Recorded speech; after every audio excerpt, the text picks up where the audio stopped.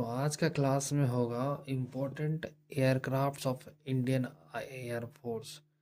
जो महत्वपूर्ण एयरक्राफ्ट है ना उसके बारे में पढ़ेंगे। एयरफोर्स में जो है वायुसेना में सबसे पहले है एयरक्राफ्ट अक्वायर्ड फ्रॉम फीचर या यूज्ड फॉर डेवलप्ड। मतलब कि एक्वायर मतलब किसी से खरीदा है या फिर किसी का फीचर है या फिर कोई चीज़ में डेवलप है मतलब डेवलप बना है।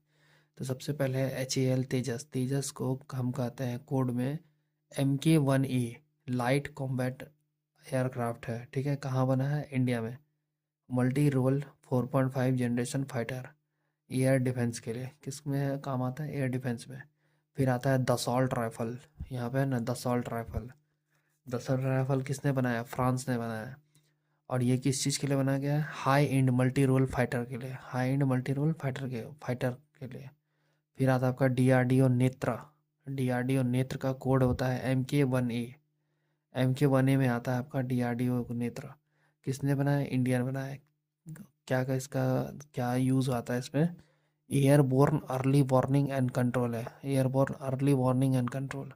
Enhance IF's eye in the sky capability. मतलब कि एयरफोर्स का जो है आँख जो होता है ना उसके लिए कि बहुत ज़्यादा इन्हेंसमेंट का काम करता है।